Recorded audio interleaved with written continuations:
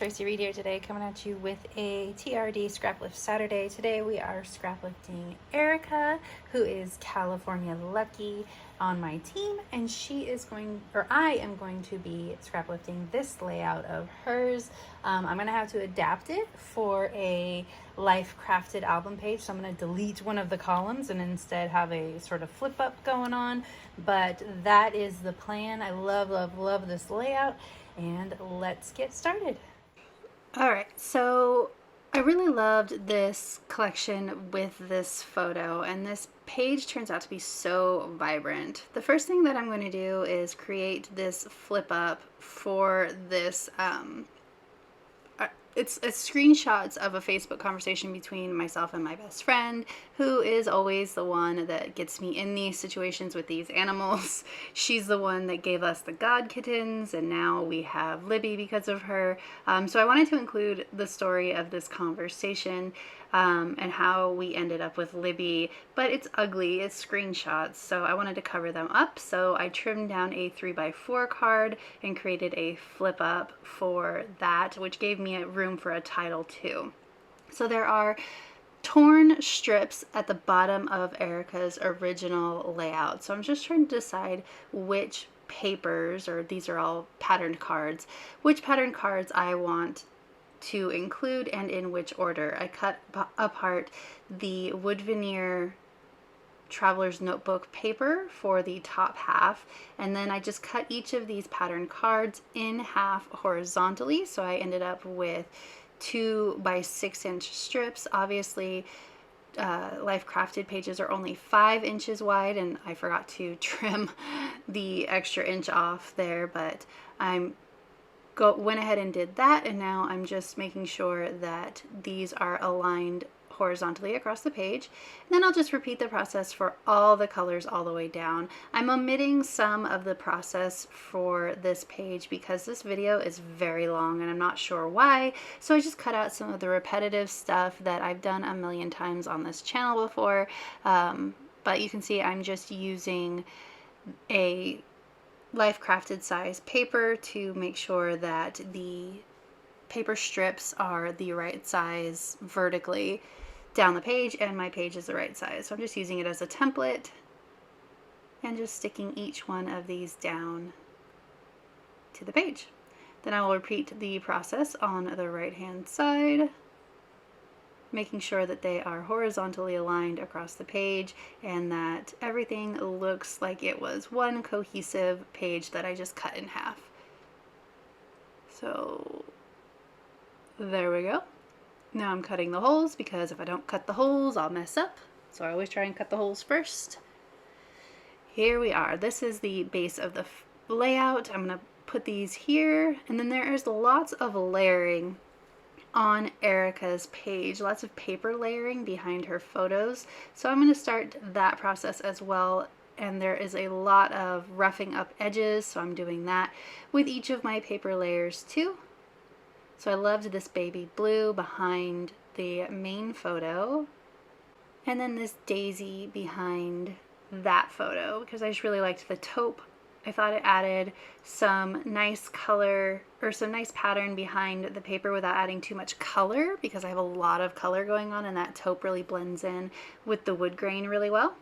I'm going to add some more paper here because I want to really rough up and have a lot of texture and layers on this page. So I'm going to add green behind my main little flip up there. And then I also thought, I was thinking as I was putting things down, that it was just sort of, there's a lot of light colors, a lot of bright colors going on. So I'm going to add in some denim too. I wasn't initially going to add this dark denim, but I have that like one really dark blue stripe on the striped paper that's sort of calling to me. There's also some of this dark blue in the floral too. So I just rough up the edges of this denim, and I'm going to put it just this one piece underneath this cluster here so that it's just peeking out a little bit. I always like how roughing up the edges of the denim paper make it actually look like frayed denim. It's super fun. Then I'm going to add these as tabs. So I'm roughing up the edge of this because I was initially going to add it as a paper strip behind the main photo, but I decided instead to use it as the little tabs to hold down my string banner. There's a string banner on Erica's original layout that goes across the top of the page, and so I thought I would do the same thing. So the problem I have though is I attach this to the photo, and then I realize I can't attach it to the journal card on the other side because it's a flip up, and so if I attach the tab to the journal card, it will interfere with the flipping up of the page. So instead I'm going to attach it to the paper back here, and then I'm going to move the other one to attach to the paper too. But now that leaves a little bit of sticky residue on that photo, so I'm gonna have to make sure that I cover that up. But I actually like that better anyway. It looks a lot more balanced. I'm getting out some string, some baker's twine in blue, and what I'm going to do is I'm actually going to get out my liquid glue, and I'm going to sort of pre-draw the swirls in this string with the liquid glue. So I'm just sort of testing out my theory right now with this other side, but then as soon as I see that it is going to work well and stick down, I'm going to just draw with liquid glue the swirls of this string. So it doesn't have to be perfect, just a guideline, because it is going to dry clear, so it's not a big deal. So I'm going to cut off the edge here, and then I'm going to continue it on the other side. So just lining those up and drawing with my liquid glue, opening up that tab so I can put the string through it. And that was a good way to make sure that my string stays in place the way it needs to stay in place, and also like pre-designing the swirl so that it will fit well in that space that I have up there. So on Erica's original layout, there is a big title above where this banner is, and that's obviously not going to fit on my page. So my title, or my word art, is going to have to go in the space on the bottom. And hers, she put the journaling down there, but I'm not going to have as much journaling as she has, so instead I'm going to extend the title down there. You can see I created a little like swirly underneath the photo with the excess string that I have, and then I just tied this one into a bow. I didn't know what I was going to do with it yet, but I just knew that I had enough room for a bow, so I just tied it into a bow. So I'm going to go through all of my journaling bits here and my icons and all of that, and I'm just going to pull out things that I think might work, which is always the longest process of this whole thing, so I will spare you and I will fast forward through this part. But I always like to just go through everything and see what will work with the theme and the page that I've got going on here. So I wanted to use this Bloom and Grow because obviously she's a puppy and she's going to grow, so I thought that that was a good anchor title for this page. And then I decided to go with that hello, so I took the today off because I didn't want the repetitive half circles. So I'm just auditioning some other word bits. So I'm going to do today's highlight. And I just matted it on that label just for some extra oomph. So one of the things that I struggled with on this page was getting the 3 separate clusters to really balance. And you'll see me struggle throughout this layout with that whole thing, trying to see if I can get it to vertically balance, because that was where I was really struggling. So I'm going to start adding in embellishments, and you can see even though that heart added a lot of vertical height to that single embellishment, it just went over the photo, and so it didn't add any vertical height to the page at all. So that was kind of what I was running into, was like everything that I added didn't actually extend any of the design vertically, which was kind of what I was having a problem with. Was it just looked like 3 separate clusters rather than one cohesive design because everything was in its own little space. So I'm going to solve it, but it does take me turning the camera on and off a few times while I think, and rearranging a few things here and there. So I wanted to add in some of these florals because I can, and there were some florals on the original layout too, so I'm just trying to stick to some of the same motifs. I liked that horizontal cluster of flowers, but I didn't like the way that it was interacting with the horizontal journal card, so I'm like extending it a little bit with this flower so that it's kind of a photo corner. But you can see the struggle in this layout as I just sort of move everything around over and over again, just trying to make it work. And sometimes it's like that.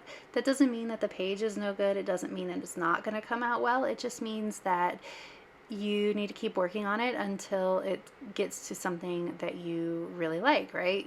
I rarely, if never, give up on pages, and sometimes the page didn't quite come out as well as what I'd envisioned, but I always finish the page because I feel like it's part of the creative process and part of learning and growing as an artist to just see it through to the end and learn what worked and what didn't work. Now this page isn't one of the pages that I didn't really like when it was done. It came out great and I really do like it, but it definitely was a struggle to get there. You can see I moved that whole bloom and grow cluster up just slightly, and I think that that helped a little bit. I need a tab for this flip so that you know that you're supposed to turn it. So I just added this collecting memories, which extended that green a little bit, and that worked. Gonna add in some of these little hearts everywhere because they're cute, but you can see it's just still not quite coming together until I was like, okay, I need to extend this specific cluster vertically. So I added this journal bit underneath the photo, which gives it a lot more vertical height down at the bottom and brings the cluster down to eye level with that bloom and grow cluster, which gives the visual triangle a little bit more of an impact and makes it feel more connected than it did before, because the photo cluster and the journal card cluster were basically on the same eye level, so that bloom and grow cluster looked like its own thing, like it didn't look part of a visual triangle. So extending the photo cluster vertically so that it kind of gets off of the same eye level as the journal card cluster really helps to reinforce that visual triangle in a way that looks more balanced for your eye. So I'm just sticking these under here, and I'm really liking the way that this is coming together now. It looks a lot better. And now I have somewhere to add a little bit of journaling. I obviously don't need too much journaling because I have like the story is in the screenshots, but I guess I can explain that the story is in the screenshots via my journaling. I'll rough up the edge of this, then I'll rough up the edges of the torn pieces of paper as well. I just want to make sure that I got a lot of texture going on. It's amazing how much that just that one label helped the whole cohesion of this page.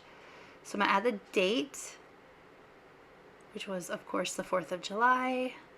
Then I'll add my journaling in off camera, and I'm gonna rough up the edges of this, and then I'm gonna call it good. So if you enjoyed this video, I'd love it if you give it a thumbs up. If you're new here, go ahead and subscribe. I would love to have you. If you don't already, you can follow me over on Instagram. I'm at Traci M. Reed. I'd love to see you over there as well. There's a link to the Scraplift challenge in the description box below with more examples and links to the products. All right, thank you.